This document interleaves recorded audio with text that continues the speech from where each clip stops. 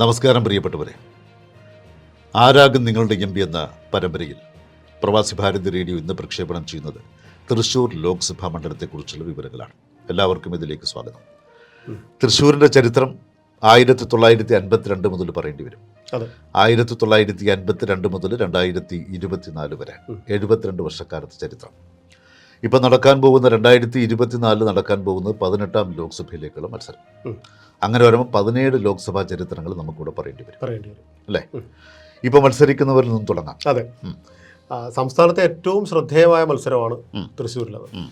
ഇപ്പം BJP പറയുന്നത് എല്ലായിടത്തും ത്രികോണ മത്സരം എന്നാണെങ്കിലും BJP ഇതര കക്ഷികൾ, അതായത് LDF-ഉം UDF-ഉം പരസ്യമായിട്ട് സംവദിക്കുന്ന 2 ത്രികോണ മത്സരങ്ങളിൽ ഒന്ന് തൃശ്ശൂരും മറ്റൊന്ന് തിരുവനന്തപുരവുമാണ് അല്ലേ? അപ്പോൾ എന്തുകൊണ്ട് ഇവിടെ ഒരു ത്രികോണ മത്സരത്തിൻ്റെ കളമൊരുങ്ങി എന്ന് നമ്മൾ പഠിക്കേണ്ടതായിട്ടുണ്ട്. രാഷ്ട്രീയത്തിൽ താല്പര്യമുള്ളവർക്ക് വളരെ കൗതുകകരമായ ചില വിവരങ്ങൾ ഈ ഒരു പരിപാടിയിലൂടെ ഞങ്ങൾ നൽകുന്നുണ്ട്. രാഷ്ട്രീയത്തിൽ താല്പര്യമില്ലാത്തവർക്ക് യാതൊരു കൗതുകവും തോന്നാനുള്ള ചാൻസും ഇല്ല. കാരണം എന്തുകൊണ്ടാണ് BJPക്ക് ഇത്രയധികം സ്വാധീനമുണ്ട് എന്ന് വരാൻ കാരണം, തൃശ്ശൂർ വാസ്തവത്തിൽ അടിസ്ഥാനപരമായി BJPക്ക് വലിയ സ്വാധീനമുള്ള മണ്ഡലങ്ങളേ അല്ല. നമ്മൾ കഴിഞ്ഞകാല തെരഞ്ഞെടുപ്പിൻ്റെ അല്ലെങ്കിൽ അതിൽ ലഭിച്ച വോട്ടുകളുടെ പശ്ചാത്തലത്തിലാണ് ഈ പറയുന്നത്. അല്ലാതെ അവിടെ പാർട്ടി അണികളുണ്ടോ ഇല്ലയോ എന്നൊന്നും നമുക്കറിയില്ല. പക്ഷെ നടന്ന തെരഞ്ഞെടുപ്പുകളിൽ BJPക്ക് വലിയ ഡേറ്റയാണ് നമ്മൾ പറയുന്നത്. അപ്പോൾ അങ്ങനെ സ്വാധീനം ചെലുത്താൻ കഴിഞ്ഞിട്ടില്ല കഴിഞ്ഞ തെരഞ്ഞെടുപ്പ് 2019 ഒഴിച്ച്. അത് നമ്മൾ കണക്കുകൾ നിരത്തുമ്പോൾ മനസ്സിലാവും. അപ്പോൾ എന്തായാലും ഇപ്രാവശ്യം മത്സരിക്കുന്ന സ്ഥാനാർത്ഥികളുടെ ലിസ്റ്റിലേക്ക് കെ മുരളീധരനാണ് കോൺഗ്രസ്, ഇന്ത്യൻ നാഷണൽ കോൺഗ്രസ്. അതെ, സാധാരണ ഏകദേശം എല്ലായിടത്തും സിറ്റിംഗ് MP ആണ് മത്സരിക്കുന്നത്. കോൺഗ്രസിന്റെ ഇപ്പോഴത്തെ UDF-ന്റെ സ്ഥാനാർത്ഥികൾ എന്ന് പറയുന്നത്. പക്ഷേ ഇവിടെ സിറ്റിംഗ് MP അല്ല മത്സരിക്കുന്നത്. മുമ്പൊരിക്കൽ മത്സരിച്ച് പരാജയപ്പെട്ട സ്ഥാനാർത്ഥിയാണ്. മാത്രമല്ല വടകരയിൽ നിന്നും ഇങ്ങോട്ടേക്ക് വന്നതാണ്. VS സുനിൽകുമാറാണ് CPI-യുടെ സ്ഥാനാർത്ഥി, LDF-ന്റെ സ്ഥാനാർത്ഥി. VS സുനിൽകുമാർ ആണെങ്കിലും നിയമസഭാ ഇലക്ഷനിൽ പരാജയം അറിയാത്ത ഒരാളാണ്. പിന്നെ സുരേഷ് ഗോപിയാണ് BJP-യുടെ സ്ഥാനാർത്ഥി. അങ്ങനെ ശക്തമായ ത്രികോണ മത്സരമാണ് ശക്തന്റെ നാട്ടിലുള്ളത്. അതെ അല്ലേ? അതെ. ഇനി ഈ തൃശ്ശൂർ ലോക്സഭാ മണ്ഡലത്തിന് ഉള്ളിൽ വരുന്ന നിയമസഭാ മണ്ഡലങ്ങൾ ഏതൊക്കെയെന്ന് നോക്കാം. തൃശ്ശൂരിന്റെ നിയമസഭാ മണ്ഡലങ്ങൾ ഗുരുവായൂർ, മണലൂർ, ഒല്ലൂർ, തൃശ്ശൂർ, നാട്ടിക, ഇരിങ്ങാലക്കുട, പുതുക്കാട്. ഈ 7 നിയമസഭാ മണ്ഡലങ്ങളും ഇപ്പോൾ LDF-നാണ്. ഈ 7 നിയമസഭാ മണ്ഡലങ്ങളിലും ഇപ്പോൾ ഉള്ളത് LDF MLA-മാരാണുള്ളത്. പക്ഷേ ഈ 7 നിയമസഭാ മണ്ഡലങ്ങളിലും 2019 ലീഡ് UDF-നായിരുന്നു. അതായത് TN പ്രതാപനായിരുന്നു. ഒത്തിരി കൗതുകങ്ങളുണ്ട് ഇതിനകത്ത്. മാത്രമല്ല ചരിത്രപരമായ കുറച്ച് പ്രാധാന്യമുണ്ട് നമ്മുടെ ഈ തൃശ്ശൂർ ലോക്സഭാ മണ്ഡലം. തൃശ്ശൂർ ലോക്സഭാ മണ്ഡലത്തിന് ഉള്ളിൽ വരുന്ന തൃശ്ശൂർ ലോക്സഭാ മണ്ഡലം പൂർണ്ണമായിട്ടും തൃശ്ശൂർ ജില്ലയ്ക്കകത്താണ്. വേറെ ജില്ലകളൊന്നും തന്നെ പങ്കിടുന്നില്ല. ഈ 7 നിയമസഭാ മണ്ഡലങ്ങളും ഇപ്പോൾ നിലവിൽ LDF-ആണ് MLA-മാർ. LDF-ന്റെ കയ്യിലാണ് ഈ 7 നിയമസഭാ മണ്ഡലങ്ങളും. പക്ഷേ കഴിഞ്ഞ 2019 ലോക്സഭാ തെരഞ്ഞെടുപ്പിൽ അങ്ങനെ ആയിരുന്നില്ല. എല്ലാം UDF-ന് അനുകൂലമായിരുന്നു ഈ നിയമസഭാ മണ്ഡലങ്ങളെല്ലാം. അതിനുശേഷമാണല്ലോ നിയമസഭാ തെരഞ്ഞെടുപ്പ് വന്നത്. ഇനി ഇതിൻ്റെ ചരിത്രം നോക്കിയാൽ ഇതിലിപ്പോൾ നമ്മൾ പറഞ്ഞ 7 മണ്ഡലങ്ങളിലൊന്ന് പിന്നെ ഗുരുവായൂരുണ്ട്, മണലൂർ വളരെ ശ്രദ്ധേയമായൊരു മണ്ഡലമാണ്. 1957 ജോസഫ് മുണ്ടശ്ശേരി മത്സരിച്ച് ജയിച്ച മണ്ഡലമാണ്. അതിനുശേഷം 80, 82, 87, 91 ഈ ഇത്രയും വർഷങ്ങളിൽ VM സുധീരൻ ജയിച്ച മണ്ഡലമാണ് മണലൂർ. അപ്പോൾ മണലൂർ എന്ന് കേൾക്കുമ്പോൾ എനിക്കൊക്കെ ഓർമ്മ വരുന്നത് VM സുധീരൻ്റെ മണ്ഡലം എന്നൊരു ഓർമ്മയാണ്. കാരണം നമ്മുടെയൊക്കെ ഒരു ചെറുപ്പത്ത് 80, 82 കാലഘട്ടത്തിലൊക്കെ നമ്മൾ ഓർമ്മിച്ച് വെച്ചതാണ്. പിന്നെ തൃശ്ശൂർ മണ്ഡലം ഇതിനകത്ത് വരുന്നതാണ് തൃശ്ശൂർ ഇപ്പോൾ B. ബാലചന്ദ്രൻ CPI ആണ് ഇപ്പോഴത്തെ MLA. തൃശ്ശൂർ മുമ്പ് 1970 ജോസഫ് മുണ്ടശ്ശേരി മത്സരിച്ച് ജയിച്ചിട്ടുണ്ട്. നമ്മുടെ VS സുനിൽകുമാറോട് ജയിച്ചിട്ടുണ്ട് അല്ലേ? സുനിൽകുമാറിന്റെ മറ്റൊരു പ്രത്യേകത ഉണ്ടല്ലോ. സുനിൽകുമാറിന്റെ പ്രത്യേകത, സുനിൽകുമാർ ഈ തൃശ്ശൂരിലെ പ്രധാനപ്പെട്ട 3 നിയമസഭാ മണ്ഡലങ്ങളിൽ മത്സരിച്ചു. 2006 ഇദ്ദേഹം ചേർപ്പിൽ മത്സരിച്ചു. ചേർപ്പിൽ ഇദ്ദേഹത്തിന് 14,604 വോട്ട് ലീഡ് ഉണ്ടായിരുന്നു. അതെ. അത് കഴിഞ്ഞ് 2011 വളരെ കൗതുകമുള്ള കാര്യമാണ്. 2011 കയ്പമംഗലത്താണ് അദ്ദേഹം അത്. പക്ഷേ ഇപ്പൊ ചാലക്കുടിയിലാണ് 13,570 അദ്ദേഹത്തിന് ഭൂരിപക്ഷമുണ്ട്. പിന്നീട് അദ്ദേഹം 2016 തൃശ്ശൂർ മത്സരിച്ച് ജയിച്ചു. അത് ഏറ്റവും രസകരമായ കാര്യം പത്മജ വേണുഗോപാലിനാണ്. അതെ. അപ്പോൾ VS സുനിൽകുമാർ ഈ തൃശ്ശൂർ ലോക്സഭാ മണ്ഡലത്തിനകത്തുള്ള നിയമസഭാ മണ്ഡലങ്ങളിൽ 3 സ്ഥലത്ത് ജയിച്ചിട്ടുള്ള ആളാണ്. തോൽവി അറിഞ്ഞിട്ടില്ല. അദ്ദേഹമാണ് ഇപ്പോൾ LDF-ന്റെ കാൻഡിഡേറ്റായിട്ട് തൃശ്ശൂർ മത്സരിക്കുന്നത്. പിന്നെ കെ കരുണാകരന്റെ കുടുംബത്തിനെ സംബന്ധിച്ചിടത്തോളം വളരെ പ്രധാനപ്പെട്ട ഒരു മണ്ഡലമല്ലേ? അതെ, തീർച്ചയായിട്ടും. ഇനി മറ്റൊരു കാര്യം പറയാനുള്ള, CPI-ക്ക് വളരെയധികം സ്വാധീനമുള്ളതാണ് തൃശ്ശൂർ അല്ലേ? ഇപ്പോൾ തൃശ്ശൂർ മണ്ഡലത്തിൽ ഏത് പാർട്ടിക്കാണ് സ്വാധീനം? കമ്മ്യൂണിസ്റ്റ് പാർട്ടി ഓഫ് ഇന്ത്യ. 57-ലും 60-ലും 57-ലും 60-ലും ഇരിങ്ങാലക്കുട നിന്ന് സി അച്യുതമേനോൻ ജയിച്ച് നിയമസഭയിലെത്തിയത്. ഇപ്പം ചരിത്രം നോക്കണം, CPIയുടെ ഒരുപാട് പ്രമുഖർ ജയിച്ചിട്ടുള്ളതാണ്. CK ചന്ദ്രപ്പൻ ലോക്സഭയിലേക്ക് ജയിച്ചിട്ടുണ്ട്. ഇനി ഇപ്രാവശ്യം സ്ഥാനാർത്ഥികളെ നമ്മൾ പരിചയപ്പെട്ടു. നമ്മൾ തെരഞ്ഞെടുപ്പിന്റെ ചരിത്രത്തിലേക്ക് ഒരു വലിയ ചരിത്രമാണ്, ഒരുപാട് ചരിത്രമുണ്ട്. മാത്രമല്ല സാർ, ഇത് തൊട്ട് പിന്നെ അങ്ങോട്ട് തിരുക്കൊച്ചിയാണ്, ഇത് തൊട്ട് പിന്നീട് അങ്ങോട്ട് തിരുക്കൊച്ചിയാണ്. അതെ, അതായത് നമ്മൾ ഇനി എല്ലാം 52 ചരിത്രം പറയണം. 52 തിരുക്കൊച്ചിയിലായിരിക്കും ഇതെല്ലാം വന്നത്. ഇപ്പൊ ഈ പറഞ്ഞ നമ്മുടെ തൃശ്ശൂർ വരുന്നത് തിരുക്കൊച്ചിയിലാണ്. 1952 ഇന്ത്യൻ നാഷണൽ കോൺഗ്രസിന്റെ സ്ഥാനാർത്ഥി ഇ ഉണ്ണിയാണ് ജയിച്ചത്. അന്ന് അവിടെ തോറ്റത് ഇടതുപക്ഷ സ്വതന്ത്രൻ ജോസഫ് മുണ്ടശ്ശേരിയാണ് തോറ്റുപോയത് 1952. അന്ന് സോഷ്യലിസ്റ്റ് പാർട്ടിക്ക് ഒരു കാൻഡിഡേറ്റ് ഉണ്ടായിരുന്നു, കെ രാമുണ്ണി മേനോൻ. അദ്ദേഹം 26% വോട്ടും ജോസഫ് മുണ്ടശ്ശേരി 32% വോട്ടും ഇ ഉണ്ണി 40% വോട്ടും നേടി. അങ്ങനെ 13,938 വോട്ടുകൾക്ക് 1952 അന്ന് തൃശ്ശൂർ ട്രാവൻകൂർ കൊച്ചിൻ്റെ ഭാഗമാണെന്ന് മനസ്സിലാക്കണം. അന്ന് കേരള സംസ്ഥാനം രൂപപ്പെട്ടിട്ടില്ലല്ലോ. അവിടെ ഇ ഉണ്ണി ഇന്ത്യൻ നാഷണൽ കോൺഗ്രസ് ആണ് ജയിക്കുന്നത്.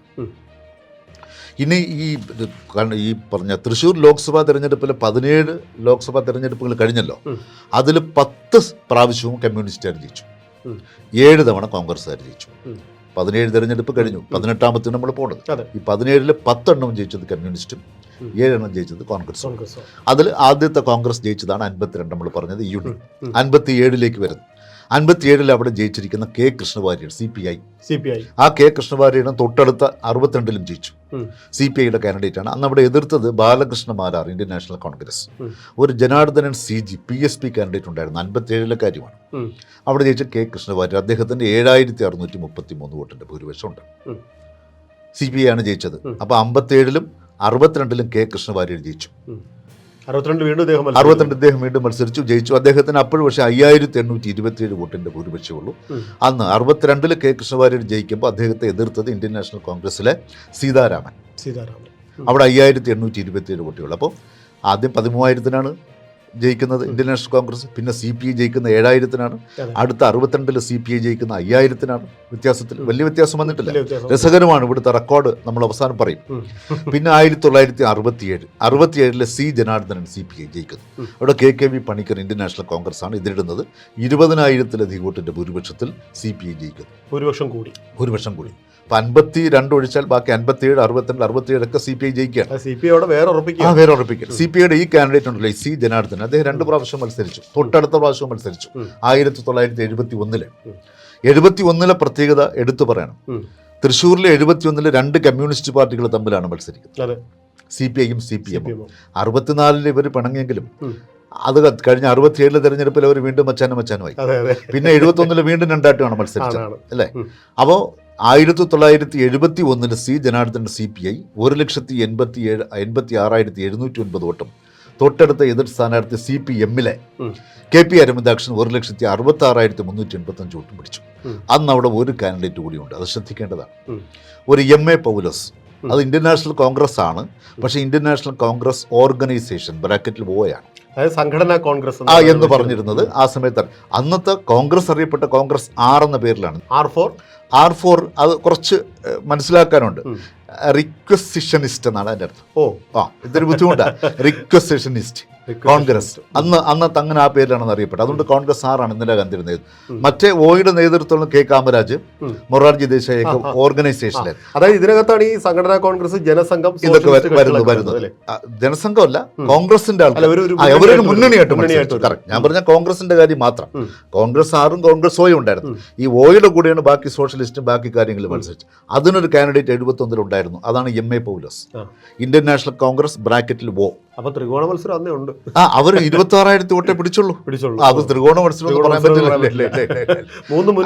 അങ്ങനെ ഒരു കാൻഡിഡേറ്റ് ഉണ്ടായിരുന്നേ ഉള്ളൂ. അപ്പൊ 71-ൽ സി ജനാർദ്ദനൻ CPI ആണ് ജയിക്കുന്നത്. തോൽക്കുന്നത് KP അരവിന്ദാക്ഷൻ CPM. ഇനി 71-ൽ മറ്റൊരു പ്രത്യേകത കൂടിയുണ്ട്. 71-ലെ ലോക്സഭാ തെരഞ്ഞെടുപ്പിൽ ആകപ്പെടെ 2 സീറ്റ് മാത്രമേ കമ്മ്യൂണിസ്റ്റ് CPM നേതൃത്വത്തിലുള്ള മുന്നണിക്ക് കിട്ടിയിട്ടുള്ളൂ. ഒന്ന് AK ഗോപാലൻ, മറ്റൊന്ന് പൊന്നാനിയിൽ MK കൃഷ്ണൻ. നമ്മൾ പറഞ്ഞതാണ് ഈ 2 സീറ്റേ കിട്ടിയിട്ടുള്ളൂ. ബാക്കി എല്ലാ സീറ്റും കോൺഗ്രസ് മുന്നണി നേടിയായിരുന്നു. പാലക്കാട് അല്ലേ? അത് കാസർഗോഡ് നിന്ന് അദ്ദേഹം പാലക്കാട് വന്നു. കാസർഗോഡ് നിന്ന് പാലക്കാട് വന്നുകൊണ്ട് ജയിച്ചു.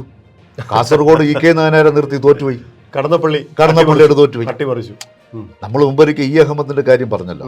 ഇ അഹമ്മദ് 2004 മലപ്പുറത്ത് മാറി പൊന്നാനി പോയി, അതുകൊണ്ട് ജയിച്ചു, ഒരെണ്ണം കിട്ടി. UDF ആകെ കിട്ടി ഒരെണ്ണം. ഇപ്പുറത്ത് ടി കെ ഹംസ ജയിച്ചു.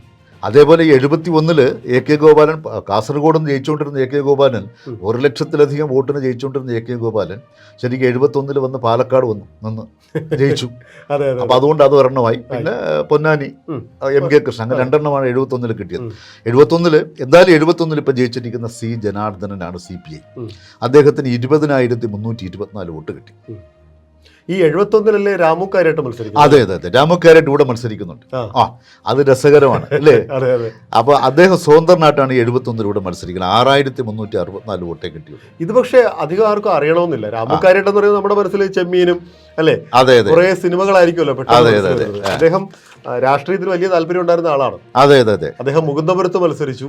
അത് കഴിഞ്ഞ് 70 അദ്ദേഹം മുകുന്ദപുരത്ത് മത്സരിക്കുന്നത്. അന്ന് അദ്ദേഹത്തിന് ആകെ 11,546 വോട്ടേ കിട്ടുള്ളൂ.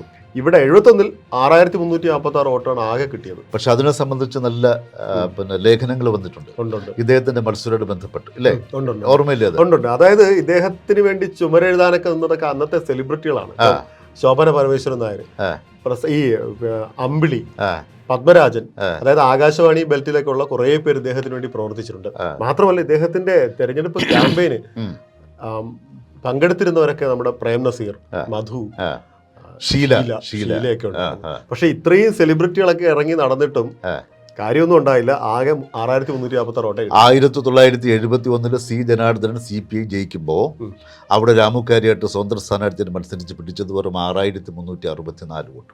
ഇതൊക്കെ വളരെ കൗതുകമുള്ള കാര്യം. ഷീല വന്നിരുന്നു പ്രചാരണത്തിന്, പ്രേം നസീർ വന്നിരുന്നു, മധു വന്നിരുന്നു, ശോഭന പരമേശ്വരൻ നായർ വന്നിരുന്നു, പത്മരാജൻ വന്നിരുന്നു, മുഹമ്മദ് ബഷീർ, വൈക്കം മുഹമ്മദ് ബഷീർ വന്ന് അഭ്യർത്ഥിച്ചു രാമു കാര്യമായിട്ടിനെ വേണ്ടി. ഒരു ലക്ഷ്യം കിട്ടി. തൃശ്ശൂർ അങ്ങനെയൊന്നും കുലുങ്ങൂല. അവിടെ CPI C ജനാർദ്ദനൻ CPI ജയിച്ചു, 71 ജയിച്ചു. KP അരവിന്ദാക്ഷൻ CPM പരാജയപ്പെട്ടു. അടുത്ത മാത്രമല്ല രാമു കാര്യമായിട്ട് പക്ഷേ മറ്റൊരു സമയത്ത് 1965 അദ്ദേഹം നാട്ടിൽ നിന്ന് ജയിച്ചിട്ടുണ്ട് നിയമസഭയിലേക്ക്. പക്ഷേ നിയമസഭ കൂടിയില്ല. 65 ആർക്കും ഭൂരിപക്ഷം കിട്ടാത്തൊരവസ്ഥ വന്നുകൊണ്ട് അത് പറ്റിയില്ല. അതുകൊണ്ട് ഒരു കാര്യമില്ല. രാമു കാര്യമായിട്ട് ജയിച്ചിട്ടുണ്ട് നിയമസഭയിലേക്ക്. പക്ഷേ ലോക്സഭയിലേക്ക് വന്നപ്പോൾ അദ്ദേഹത്തിന് ഇവിടെ വെറും 6,000 വോട്ട് കൊണ്ട് തൃപ്തിപ്പെടേണ്ടി. സിനിമാ താരങ്ങൾ എല്ലാവരും പറഞ്ഞു. എന്നിട്ട് രക്ഷക അതാണ് 71 കാര്യം. അപ്പോൾ 71 രാഷ്ട്രീയമായിട്ട് പ്രത്യേകത ഉള്ളത് നമ്മൾ പറഞ്ഞു കഴിഞ്ഞു. 71 2004 കഴിഞ്ഞ 2019 ചില പ്രത്യേകതകളുണ്ട്. 71 കോൺഗ്രസ് മുന്നണി തൂത്തുവാരി, 2004 ഇടതുപക്ഷ മുന്നണി തൂത്തുവാരി, 2004 2019 UDF മുന്നണി തൂത്തുവാരി. ഒരെണ്ണമല്ലേ കിട്ടിയുള്ളൂ. ആലപ്പുഴ മാത്രമേ കിട്ടൂ. ഈ 3 വർഷങ്ങളിൽ ലോക്സഭാ ചരിത്രത്തിൽ ചില പ്രത്യേകതയുള്ള 71, 2004, 2019. നമുക്ക് 1977 വരാം. അടിയന്തരാവസ്ഥ 77 വരുന്നു. അടിയന്തരാവസ്ഥയ്ക്ക് ശേഷം അവിടെ ജയിക്കുന്ന KA രാജൻ CPI എത്ര തവണ ജയിച്ചു നോക്കണം. അവിടെ എതിരിട്ടത് CPMന്റെ അരവിന്ദാക്ഷൻ. CPIയും CPM തമ്മിൽ മത്സരം നടന്ന് 2 പ്രാവശ്യം തമ്മിൽ മത്സരിക്കേണ്ടി വന്നതാണ് തൃശ്ശൂർ. അവിടെയും KA രാജൻ ജയിച്ചു CPI. അദ്ദേഹത്തിന് 2,21,815, CP അരവിന്ദാക്ഷന് 1,84,309, ഭൂരിപക്ഷം 37,506. ഈ ഭൂരിപക്ഷം ഈ പറയുന്നതൊന്ന് ഓർത്തു വയ്ക്കുന്നത് നന്നായിരിക്കും തോന്നുന്നു. കാരണം ഏറ്റവും കൂടുതൽ ഭൂരിപക്ഷം വന്നത് ആരും നോക്കാനാണ്. 50,000-നടുത്ത് ഭൂരിപക്ഷം ഇതുവരെ വന്നില്ല. നമ്മൾ പറഞ്ഞില്ലേ, ഇതിപ്പം ഉള്ളതിൽ ഏറ്റവും കൂടുതൽ 37,000 വന്നിരിക്കുകയാണ്. 77 KA രാജൻ. അദ്ദേഹം തന്നെ അടുത്ത പ്രാവശ്യം മത്സരിച്ചു 80. അപ്പോൾ രണ്ടാമത്തെ പ്രാവശ്യം അദ്ദേഹം ജയിച്ചു. അവിടെ എതിരിടുന്നത് PP ജോർജാണ്, ഇന്ത്യൻ നാഷണൽ കോൺഗ്രസിൻ്റെ. അവിടെ ഭൂരിപക്ഷം എന്ന് പറയുന്നത് 43,151. CPI കയറിക്കൊണ്ടുവരികയാണ്. അപ്പം 77-ലും 80-ലും KA രാജൻ CPI ജയിക്കുന്നു. 77 അരവിന്ദാക്ഷനാണ് എതിർത്തത്.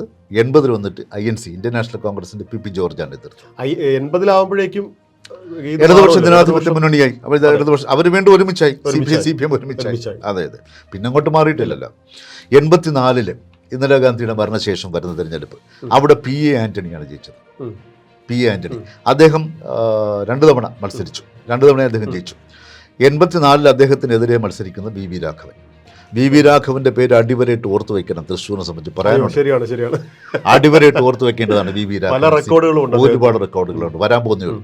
ഇവിടെ PA ആന്റണി 51,290 വോട്ടിന്, ഇന്ത്യൻ നാഷണൽ കോൺഗ്രസ് ആണ് PA ആന്റണി BV രാഘവനെ പരാജയപ്പെടുത്തി 1984. അതാണ് ഞാൻ ഇന്ദിരാഗാന്ധിയുടെ മരണത്തിന് ശേഷമുള്ള എടുത്തു പറയാൻ കാരണം.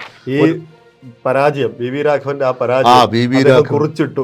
അതെ അതെ, അദ്ദേഹം അത് പക വീട്ടിൽ ആരോടെന്ന് പറയാം. അതെ, 89-ലും പി ആന്റണി ജയിച്ചു, ഇന്ത്യൻ നാഷണൽ കോൺഗ്രസ് ജയിച്ചു. അന്ന് CPIയിലെ കാൻഡിഡേറ്റ് ആയിട്ട് മത്സരിക്കുന്നത് മീനാക്ഷി തമ്പാനാണ്. മീനാക്ഷി തമ്പാൻ അന്ന് ആദ്യമായിട്ട് BJP അവിടെ എൻ്റർ ചെയ്യുന്നു. അപ്പോൾ BJPയുടെ ചരിത്രം കൂടി നിങ്ങളൊന്ന് കേൾക്കണം. കാരണം ഇപ്രാവശ്യം സുരേഷ് ഗോപി ത്രികോണ മത്സരത്തിൽ ശക്തമായ പ്രതിരോധം തീർക്കുമ്പോൾ BJP എവിടെ തുടങ്ങി, എത്ര വോട്ടിൽ തുടങ്ങി നമ്മൾ മനസ്സിലാക്കിയിരിക്കുന്നു. BJP ആദ്യമായിട്ട് തൃശ്ശൂർ ലോക്സഭാ മണ്ഡലത്തിൽ മത്സരിക്കുന്നത് 1989-ലാണ്. KB ശ്രീധരൻ മാസ്റ്റർ എന്ന് പറയും, അദ്ദേഹമാണ് മത്സരിക്കുന്നത്. അദ്ദേഹം പിടിച്ച വോട്ട് വെറും 38,205, വെറും 5.3%. ശ്രദ്ധിക്കണം, 5.3% വോട്ട് പിടിച്ചുകൊണ്ടാണ് BJP തുടങ്ങുന്നത്. അന്ന് പി ആന്റണി ജയിച്ചു, 6,235 വോട്ടേ ഉള്ളൂ, ഭൂരിപക്ഷം കുറഞ്ഞു, ഒരുപാട് കുറഞ്ഞു. അന്ന് മീനാക്ഷി തമ്പാനാണ് എതിർത്തത്. 91 വരാം. 91 PC ചാക്കോ ഇന്ത്യൻ നാഷണൽ കോൺഗ്രസ് ജയിക്കുന്നു. അപ്പോൾ ഏറെ നാളത്തെ CPIക്ക് ശേഷം പിന്നീട് പി ആന്റണിയാണ് പിടിച്ചെടുക്കുന്നത് 2 തവണ. അതിനുശേഷം വീണ്ടും PC ചാക്കോ വരുന്നു Indian National Congress. PC ചാക്കോയെ എതിരിടുന്നത് 1991 KP Rajendran CPI എതിരിടുന്നു. അവിടെ BJPയുടെ കാൻഡിഡേറ്റ് ഉണ്ട്, രഘുനന്ദനുണ്ട്.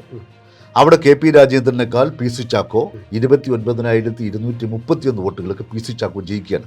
91 KP രാജേന്ദ്രനെ തോൽപ്പിച്ചുണ്ട്, CPI തോൽപ്പിച്ചുണ്ട്. അവിടെ രഘുനന്ദനൻ BJP പിടിച്ചത് 38,213 വോട്ട്. കഴിഞ്ഞ തവണ 89 KB ശ്രീധരൻ പിടിച്ചതിനേക്കാൾ വെറും 7 വോട്ട് അധികം. അത്രേ ഉള്ളൂ. 38,205 89 BJPക്ക്, 91 31,213. ഇത് ശരിക്കും പഠിക്കേണ്ടതാണ്. കാരണം KP രാജേന്ദ്രൻ വലിയ വ്യക്തിപ്രഭാവം. അതെ അതെ, പിന്നെ വലിയ നേതാവല്ലേ. അദ്ദേഹത്തെക്കാൾ PC ചാക്കോ പിടിച്ചത് 29,231. ഞാൻ പറഞ്ഞ BJPയുടെ വളർച്ച നോക്കുകയാണ്. BJP 89 ആദ്യമായിട്ട് മത്സരിക്കുമ്പോൾ 5.3%, 91 അടുത്ത തവണ മത്സരിക്കുമ്പോഴത്തേ 5.4%. ഒരു 0.1 അത്രയും വർധന ഉണ്ടായുള്ളൂ. നമുക്ക് 96 വരാം. 96 പ്രധാനപ്പെട്ട മത്സരം. നിങ്ങൾക്ക് ഓർമ്മയുണ്ടോ എന്നറിയില്ല, കേരളം കണ്ട ഏറ്റവും വലിയ അട്ടിമറികളിൽ ഒന്നാണ് അല്ലേ. ഏറ്റവും വലിയ മത്സരം 1996 VV രാഘവൻ CPIയുടെ കാൻഡിഡേറ്റ്, ഇന്ത്യൻ നാഷണൽ കോൺഗ്രസിന്റെ കാൻഡിഡേറ്റാണ് മത്സരിക്കുന്ന മറ്റാരുമല്ല, സാക്ഷാൽ K കരുണാകരൻ, ലീഡർ. അന്ന് K കരുണാകരനെ തോൽപ്പിച്ചു VV രാഘവൻ. പ്രിയപ്പെട്ടവർക്ക് ഓർമ്മയുണ്ടോ? അതിലൊരു രസകരമായൊരു സംഗതി കൂടി എനിക്ക് പറയാനുണ്ട്. പലരും അത് ശ്രദ്ധിച്ചോ എന്ന് എനിക്കറിയില്ല. VV രാഘവൻ CPI പിടിച്ചത് 3,80,432 വോട്ടാണ്. 3,80,432 വോട്ട്. K കരുണാകരൻ പിടിച്ചത് 3,07,002 വോട്ട്.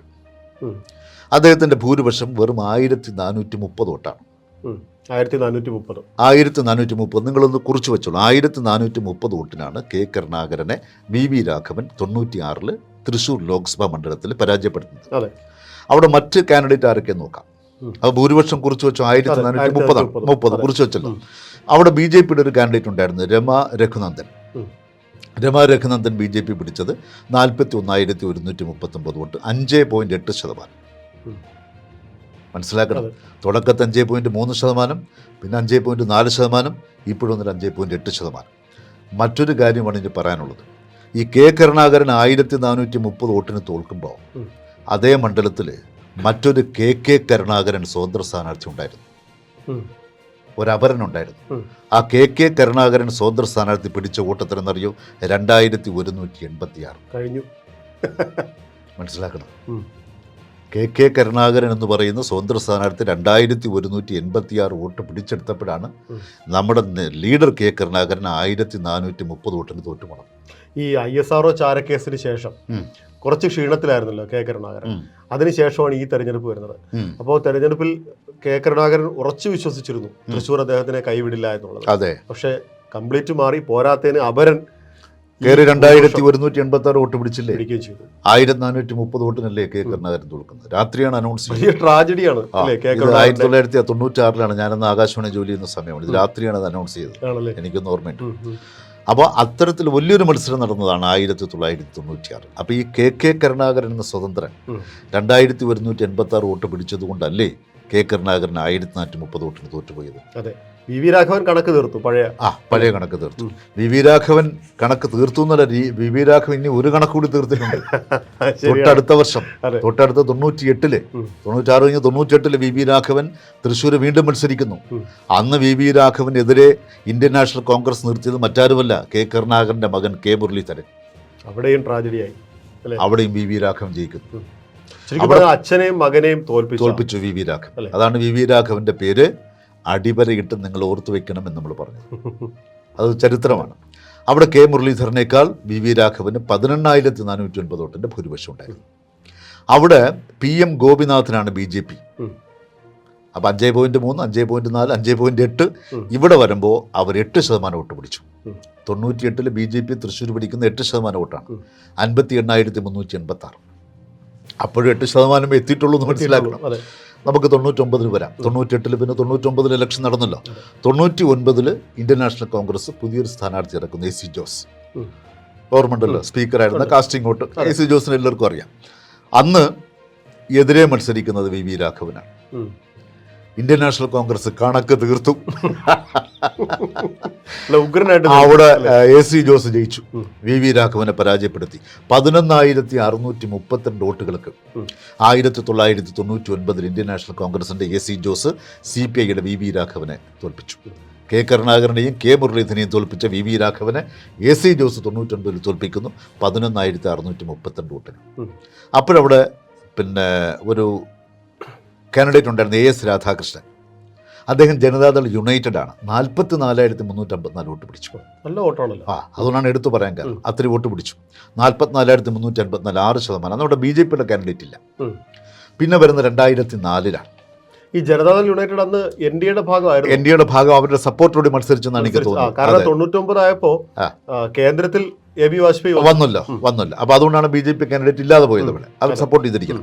AS രാധാകൃഷ്ണൻ ചെയ്ത് 44,354, 6%. എത്തിയവർ 99 ആയപ്പോഴും BJP തൃശ്ശൂർ ലോക്സഭാ മണ്ഡലത്തിൽ അന്ന് ഈ BJPയുടെ കാൻഡിഡേറ്റ് അല്ല, 98 ആയപ്പോഴത്തേക്ക് BJPയുടെ കാൻഡിഡേറ്റ് 8% എത്തിയതേ ഉള്ളൂ.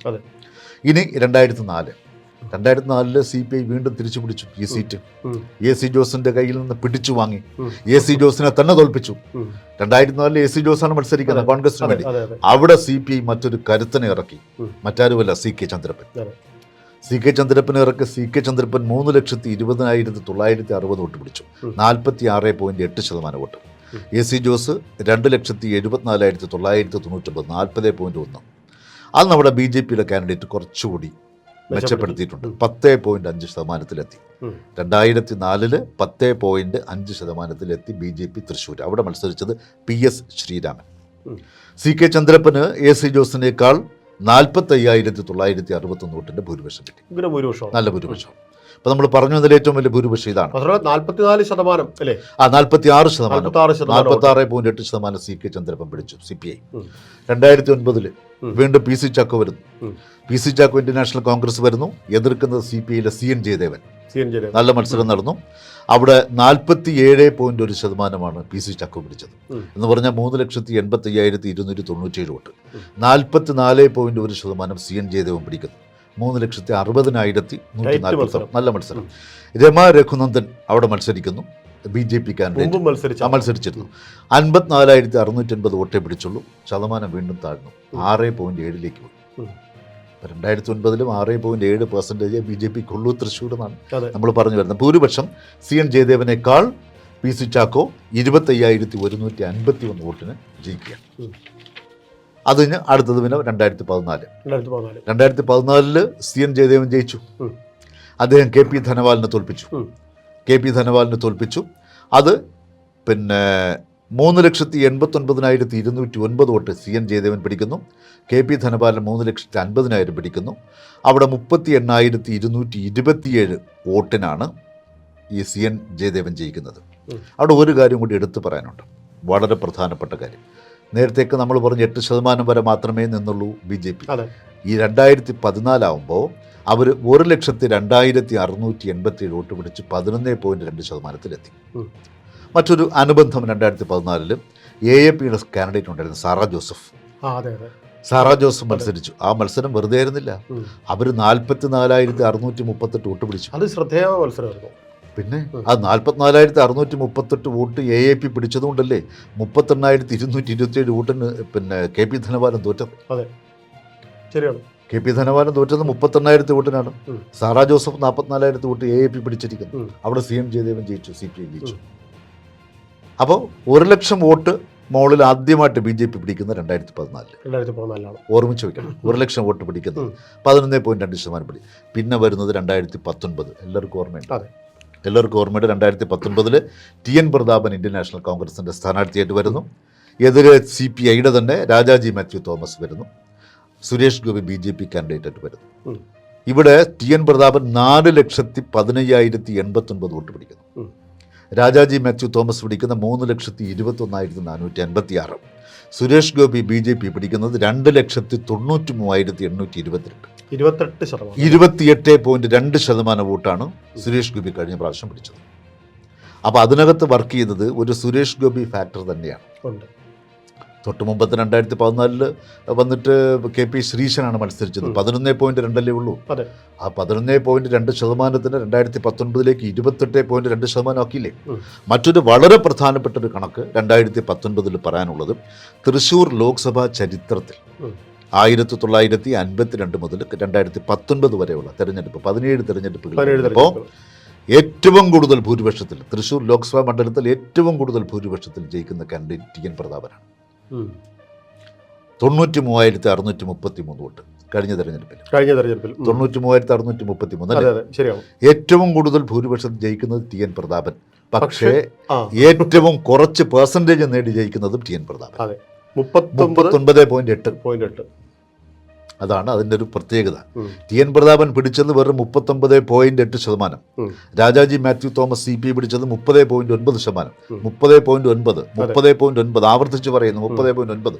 സുരേഷ് ഗോപി പിടിച്ചത് 28.2. ഇത്ര ചെറിയ വ്യത്യാസം. അതുകൊണ്ടാണ് ത്രികോണ മത്സരമായി. നോക്കൂ, രാജാജി മാത്യു തോമസ് 30.9% വോട്ട് പിടിച്ചപ്പോൾ സുരേഷ് ഗോപി 28.2% പിടിച്ചു. അതായത് ഒന്നാം സ്ഥാനത്തിന് വിടും, രണ്ടാം സ്ഥാനക്കാരനും മൂന്നാം സ്ഥാനക്കാരനും തമ്മിലുള്ള വ്യത്യാസം വളരെ. അതുകൊണ്ടാണ് BJP ഇതിനെ A ക്ലാസ് മണ്ഡലമാക്കി മാറ്റിയതും ഇപ്പോഴൊരു പ്രതീക്ഷ വെച്ച് പുലർത്തുന്നത്. ഇതാണ് ഇതിൻ്റെ കണക്ക്. അപ്പോൾ ഇതിലേറ്റവും രസകരമായി എനിക്ക് തോന്നിയത് ഈ 2019 TN പ്രതാപൻ തൃശ്ശൂർ മണ്ഡലത്തിൽ ജയിച്ച കാൻഡിഡേറ്റിൽ CPI ആവട്ടെ കോൺഗ്രസ് ആവട്ടെ ജയിച്ച ഏത് കാൻഡിഡേറ്റ് എടുത്താലും ഏറ്റവും കൂടുതൽ ഭൂരിപക്ഷത്തിൽ ജയിച്ചത് TN പ്രതാപനാണ് കഴിഞ്ഞ വർഷം. എന്നാൽ പെർസെൻറ്റേജ് വൈസ് ഏറ്റവും കുറച്ച് കിട്ടിയതും TN പ്രതാപനാണ്. പക്ഷെ മറ്റൊരു രസകരമായ കാര്യം, ഈ 2021 നിയമസഭ വരുമ്പോൾ ഈ 7 നിയമസഭാ മണ്ഡലങ്ങളുടെയും കാര്യം നമുക്ക് നോക്കാം. അതിൽ LDF അവിടെ കിട്ടിയ ശതമാന കണക്ക് 45.65 ആണ്. 45.65. UDF 33.14.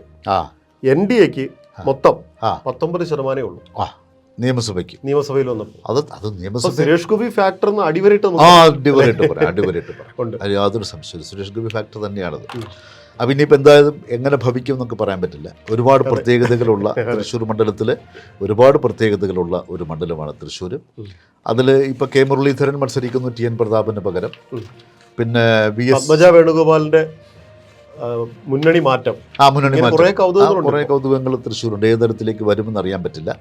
അപ്പോൾ തൃശ്ശൂർ 1952 മുതൽ, അതായത് ട്രാവൻകൂർ കൊച്ചിൻ്റെ ഭാഗമായി തൃശ്ശൂർ ലോക്സഭാ മണ്ഡലം നിലനിന്ന കാലം മുതൽ ഈ കഴിഞ്ഞ 2019 വരെയുള്ള തൃശ്ശൂരിലെ ലോക്സഭാ തെരഞ്ഞെടുപ്പുകളുടെ ചരിത്രം വോട്ടുകളുടെ കണക്കിൻ്റെ അടിസ്ഥാനത്തിലാണ് നമ്മൾ വിശകലനം ചെയ്തത്.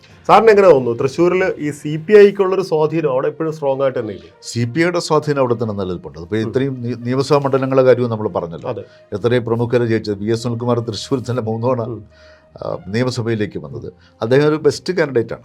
കോൺഗ്രസിനെ സംബന്ധിച്ചിടത്തോളം കോൺഗ്രസിനെ സംബന്ധിച്ചിടത്തോളം അത്ര അധികം സ്വാധീനമുള്ളൊരു മണ്ഡലം അല്ല. കാരണം K കരുണാകരന്റെ മകനും K കരുണാകരന്റെ മകൾക്കും കാരണം നിയമസഭയിൽ തോറ്റതാണ്.